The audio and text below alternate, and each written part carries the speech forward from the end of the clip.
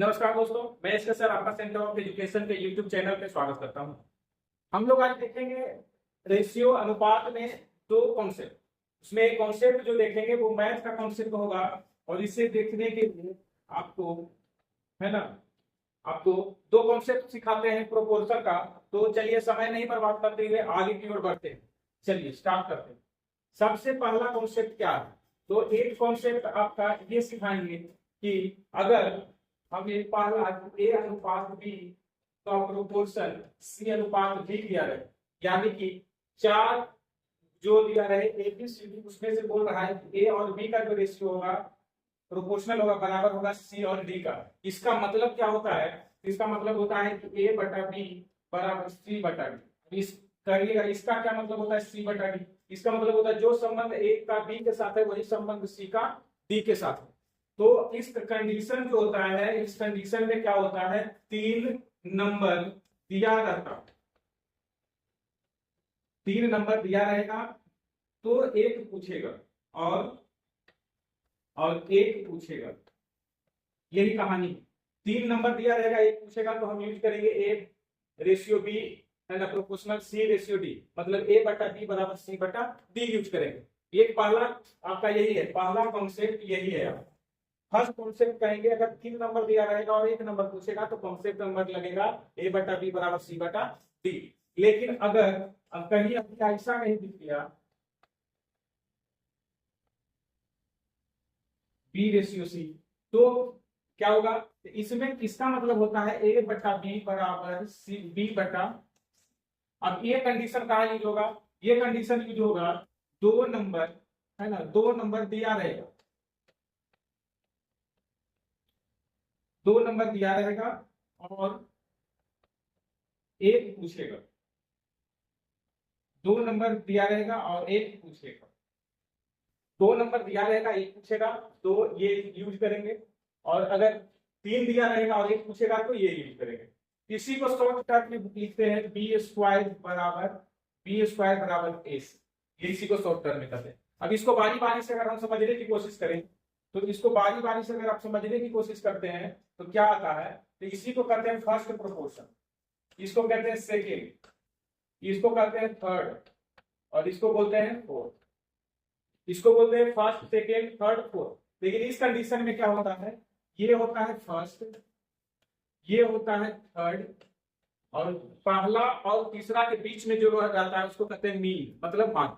ये मीन हो गया। ये दोनों को क्या बोलेंगे? बी को क्या बोलेंगे? मीन। जो लोग नहीं देखे हैं या फिर जो लोग क्लास करना चाहते हैं तो ये सब लिख लीजिए बढ़िया से। इसी पर आज हम क्वेश्चन करवाते हैं। ये दोनों कॉन्सेप्ट पर आपको आज क्वेश्चन करवाते हैं।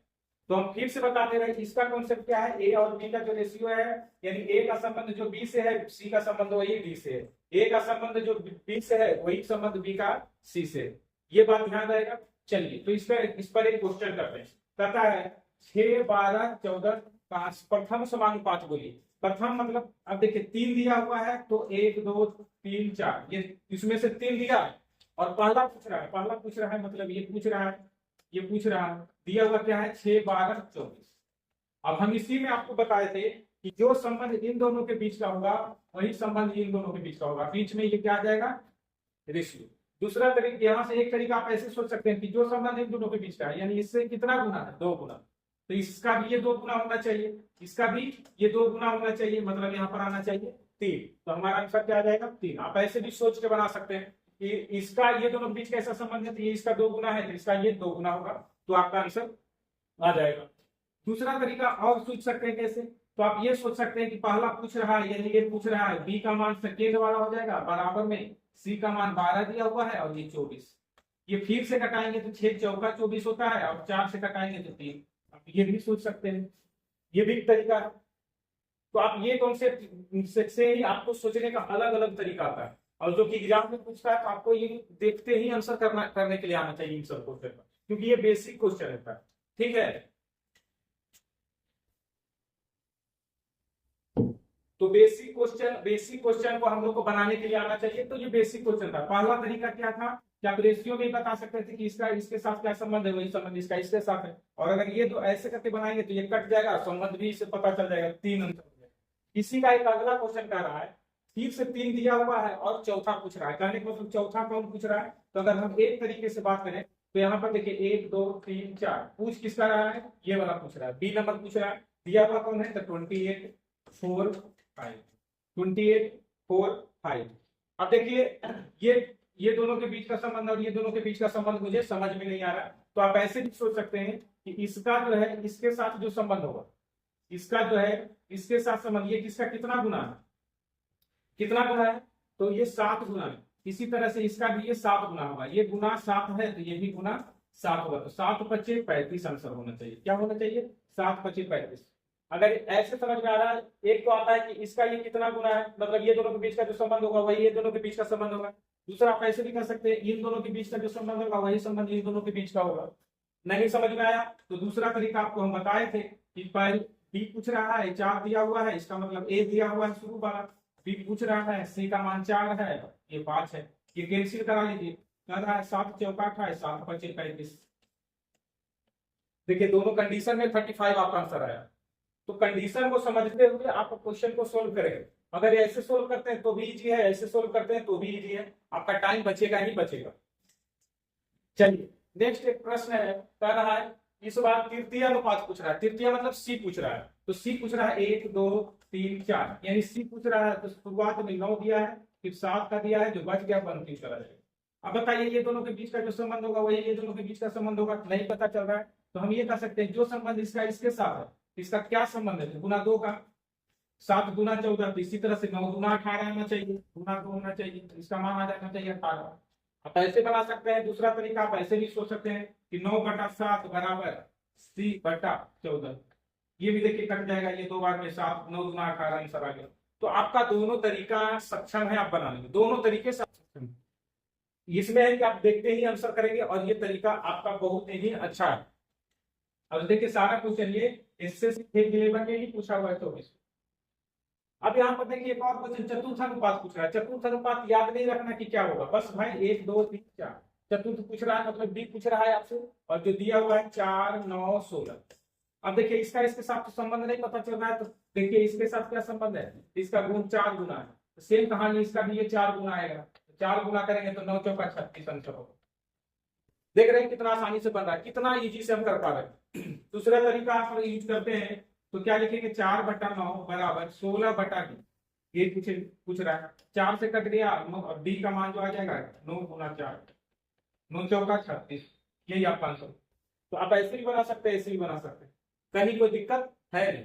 चलिए चलिए चलिए चलिए, अब यहाँ पर थोड़ा सा क्वेश्चन को ट्विस्ट किया है, हल्का सा ट्विस्ट किया है, और ये क्या ट्विस्ट किया है, कह रहा है ये 3 नंबर दिया हुआ है, चौथा पूछ रहा है, फिर से यहाँ पर 3 नंबर दिया है और ये चौथा पूछ रहा है, और जो 2 आएगा उसका ही रेशियो पूछ रहा है। तो अगर हम कहें कि यहाँ पर 2 नंबर है उसका रेशियो आपको निकालना चाहते हैं, तो बताइए A/B बराबर C/D हम पढ़ चुके हैं, तो अगर मुझे डी निकालना है तो हम ऐसे लिख सकते हैं, डी का मान जो आ जाएगा BC/A, ठीक है, BC/A। तो आप ऐसे भी निकाल सकते हैं, तो यहाँ से कहा 2 टर्म का यानी इसका चतुर्थ मान निकालिए, तो इसमें देखिए ये है A, ये है B और ये है C, तो भाई ABC दिया हुआ तो BC को मल्टीप्लाई कीजिए, ये दोनों को मल्टीप्लाई कीजिए, 56 इंटू 63 डिवाइडेड बाई कितना आ गया 42। इसी का रेशियो जो है दोनों का, चूंकि अनुपात पूछ रहा है, तो अनुपात मतलब होता है रेशियो, अनुपात का मतलब आप रेशियो लगाना चाहते हैं तो रेशियो लगा दीजिए। इसका निकालिएगा तो सेम कहानी से फिर से 273 गुना 153 बटा में आ जाएगा आपका 189, और इसे हम लोग सोल्व करना चाहेंगे। तो यहां से कटाइएगा तो 7 से कट जाएगा, 7 छक्का 42 होता है, 9 7 63 होता है, 3 से कट जाएगा, 3 गुना 6 कट जाएगा, और 189 जो होता है यहां से कटाएंगे 189 है ना, 3 से कट जाएगा, ये नहीं कटेगा, ये कट जाएगा, 3 से ये कट जाएगा 6 और 3, और यहाँ पर देखिए ये कट जाएगा आपका 9 और 1, ये कट जाएगा। इसे एक बार और अच्छे तरीके से हम लिखें, ऐसे करने में थोड़ा गड़बड़ी लग रहा है तो इसको और सही से लिखेंगे, ये बच जाएगा 56 इंटू 3 डिवाइडेड बाई 2, ये वाला टर्म लिखा जाएगा, ये वाला टर्म हो जाएगा 91 इंटू 153 इंटू 153 अब ये भाई साहब ऊपर चला जाएगा 63, ये भाई साहब चला जाएगा ऊपर, ये ऊपर चला जाएगा 63। अब यहाँ से और कटाने की कोशिश करिएगा तो कटेगा ही, तो यहां से कटाएंगे तो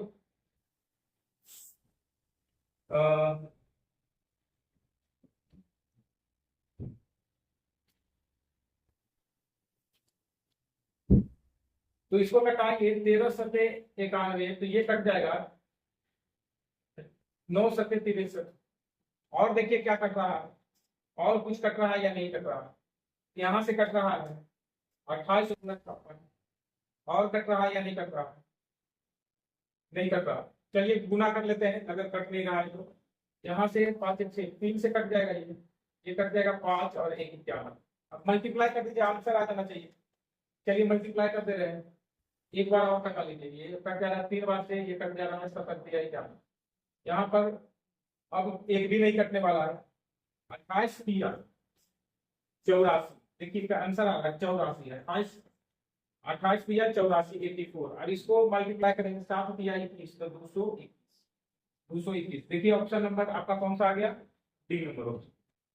तो थोड़ा कैलकुलेशन था, थोड़ा कटाना था, टेबल याद रखना था, उसके लिए कटाने में थोड़ा टाइम लगा, लेकिन अगर टेबल अच्छी तरीके से ढंग से याद रहेगा तो आप इसे इजी तरीके से कर सकते हैं। तो अच्छा क्वेश्चन था, क्योंकि दो समानुपात को एक रेशियो में कन्वर्ट करना, ठीक है। तो यहां तक हम क्लियर कर चुके हैं। नेक्स्ट आपका समझते हैं, पहला 2 और 32 का मध्य समानुपात। ये मध्य समानुपात जब 2 दिया रहता है तो हम क्या यूज करते हैं, जब 2 दिया रहे 1 निकालना तो आप यूज करते हैं क्या, तो आप यूज करते हैं A/B बराबर B बटा, क्या यूज करते हैं, A/B बराबर B बटा। कहने का मतलब आप ये भी यूज करते हैं B² बराबर A, आप ये भी यूज करते हैं B² बराबर A। चलिए आपको मध्य समानुपाती कहने का मतलब ये हो गया आपका फर्स्ट, और ये हो गया आपका मीन, और ये हो गया आपका सेकेंड, सॉरी थर्ड हो गया, कौन सा हो गया, थर्ड। तो मध्य पूछ रहा है, मीन पूछ रहा है, तो हम कहेंगे कि B² बराबर AC यूज करते हैं, तो क्या हो जाएगा, यहाँ से 2 × 32 मतलब 64, और 64 का अंडर रूट करेंगे क्योंकि B² है, 64 का अंडर रूट करेंगे तो 8 आ जाएगा, यानी आपका आंसर क्या आ जाएगा, 8। क्या मिल जाएगा आपका आंसर, 8 मिल जाएगा। तो आप इस तरह की चीज, 3 दिया रहेगा तो चौथा निकालना है तो A/B बराबर C/D, और अगर 2 दिया रहे निकालना है तो A/B बराबर B/C। अगर ये मंत्र याद रखेंगे तो कभी दिक्कत कहीं नहीं होने वाला। चलिए एक और क्वेश्चन कर रहे हैं, तृतीय अनुपात बताइए। कहने का मतलब A/B बराबर B/C, तृतीय अनुपात ये पूछ रहा है, तो हम ये कह सकते हैं कि C का जो वैल्यू होगा वो B² A हो जाएगा। अब यहाँ देखिए C जो इधर आ जाएगा तो B² बाई, B का वैल्यू दिया हुआ 48 × 48, और A का जो मान दिया हुआ आपका 36। देखिए 6 से कटाएंगे तो 8 × 48 और 8 × 48, 8 × 8 64, 64 आपका आंसर आना चाहिए, 64 कटाएंगे 64 आना चाहिए। तो आप इस टर्म को अगर याद रखते हैं तो कभी भी किसी क्वेश्चन को बनाने में समय नहीं लगेगा। तो आज हम 2 कॉन्सेप्ट को लेकर आए, दोनों कॉन्सेप्ट हम पूरी तरह से समझाना चाहते थे, और मुझे उम्मीद है कि आपका पूरी तरह से ये समझ में आ गया होगा। तथा यदि P और Q के बीच का मध्य अनुपात 12, कहने का मतलब P और Q का जो मल्टीप्लीकेशन होगा वो 12 के स्क्वायर के बराबर हो जाएगा, यानी 144 के बराबर आना है। कौन सा ऐसा 2 नंबर है जिसको गुना करने के बाद P और Q का मान क्या हो सकता है, तो ये 38 और 3 को गुना करेंगे तो कभी भी 144 नहीं आएगा, 28 या कभी 144 नहीं आएगा, 24 × 20 से 24 × 44 से ये आ जाएगा।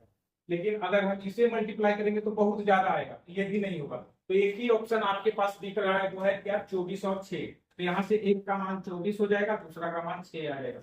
अगर P और Q का क्या संभव मान है, तो ये सीजीएल का क्वेश्चन है। तो आप ही बताइए P और Q कहाँ से आया, क्योंकि हम अभी पढ़े थे कि A/B बराबर B/C, यहाँ से मीन जो होता है B² बराबर AC होता है, तो ये इसे हमने लिखा है कि B² बराबर AC यानी B² = B × Q। चलिए आगे बढ़ते हैं।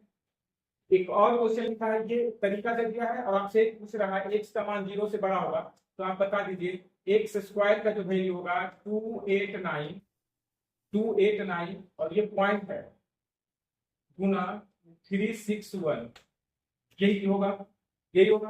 और ये एक्स स्क्वायर का ये मान आएगा, तो एक्स का जो मान आएगा वो आ जाएगा 289 इंटू 361 डिवाइडेड बाय 2 पॉइंट है तो जोड़ दीजिए और ये रूट लगा दीजिए। ये देखिए 289 जो होता है किसका होता है 17 का, 361 जो होता है वो किसका होता है 19 का, और डिवाइडेड बाई 100 किसका होता है 10 का। अगर आप इसे मल्टीप्लाई करेंगे तो 9 सत्ते 63, 9 सत्ते 63 आप मल्टीप्लाई कर देंगे तो 19 का टेबल पढ़िए या 17 का टेबल पढ़िए, कोई अंतर है नहीं। या तो आप 17 का पढ़ सकते हैं तो 19 को पढ़ सकते हैं, नहीं तो दूसरा और एक और तरीका है जिसे आप कर सकते हैं, इसको आप लिख सकते हैं 18 माइनस 1 और इसे 18 प्लस 1, 18 का स्क्वायर 324 माइनस 1 का स्क्वायर कर सकते हैं, यानी 323। 323 को भागा लगाइए से तो 323 ऐसे लिखाता है, 323 ऐसे लिखाता है, यानी 323 ऑप्शन नंबर बी किया आ जाएगा। अगर आपको टेबल याद है तो टेबल से भी मल्टीप्लाई कर सकते हैं, लेकिन हमने क्या किया यहाँ पर कॉन्सेप्ट यूज किया, दिमाग कर रहा है। 17 को कैसे लिख सकते हैं तो 18 माइनस 1 लिख सकते हैं, इसको लिख सकते हैं 18 प्लस 1। अब क्योंकि ये प्लस बी माइनस बी हो रहा है तो इसे लिख सकते हैं 18 का स्क्वायर माइनस 1 का स्क्वायर, इनकी का स्क्वायर 324 माइनस 1 इक्वल टू इसमें से घटाएंगे तो 323। ये सब भी आपको धीरे धीरे सीखना चाहिए, ये सभी को सीखना चाहिए तो आपका आंसर आ गया। चलिए और बेहतर 3 क्वेश्चन कर रहा है, इतना और इतना का तृतीय अनुपात भी। अब 2 दिया रहते हैं तो कौन सा यूज करेंगे पता चला, कर रहा इसका और तृतीय अनुपात पी है, तो इसका मतलब ये हुआ a बटा b इक्वल टू b बटा c। अब p जो है तृतीय अनुपात है तो कहने का मतलब ये इसके जगह पर हम 8 लेंगे, इसके जगह पर 20 लेंगे, इसके जगह पर 20 लेंगे, इसके जगह पर p लेंगे। अगर मुझे p का कोई वैल्यू पूछ देगा तो हम लिखेंगे 20 गुना 20 बटा में 8, यही हम लिखेंगे। दूसरा कंडीशन में क्या कर रहा है, तो यहां से दूसरा कंडीशन में कर रहा है इसका इस 3 का चतुर्थानुपात, यहाँ 3 दिया होगा तो हम लिखेंगे 3:5 समानुपात 24, और ये चतुर्थानुपात मतलब जो इन दोनों के बीच का जो संबंध होगा वही इन दोनों के बीच का भी संबंध होगा। ये इसका कितना गुना है तो 8 गुना, कितना गुना है 8 गुना, तो ये इसका कितना गुना हो जाएगा 8 गुना, 8 बचे 40, यानी क्यू का मान आ गया 40। पी का मान क्या निकालेंगे तो ये 4 से कट जाएगा आपका 5 बार में, 2 बच जाएगा 10 बार में, ये आ जाएगा पी का मान आपको 50, क्यू का मान आपको निकल चुका है 40। और आपसे पूछ क्या रहा है भाई, तो पूछ रहा है 2p प्लस क्यू, 2p का मतलब हो गया 2p प्लस क्यू का मतलब हो गया p का मान है 50, तो 50 गुना 100 140, कितना आ जाएगा 140, ऑप्शन नंबर ए। तो आज हमने 2 कॉन्सेप्ट सीखा और इस 2 कॉन्सेप्ट पर कभी भी कहीं भी क्वेश्चन आता है, आप किसी भी एग्जाम को दीजिए, आप इस 2 कॉन्सेप्ट से सारे क्वेश्चन को सोल्व कर पाएंगे। अगर ये वीडियो अच्छा लगा है तो अपने दोस्तों के बीच शेयर कर दीजिए, और अगर चैनल को सब्सक्राइब नहीं किया तो कर दीजिए, शेयर कर दीजिए, लाइक भी कर दीजिए, और अगर कुछ करना चाहते हैं तो कमेंट सेक्शन में जरूर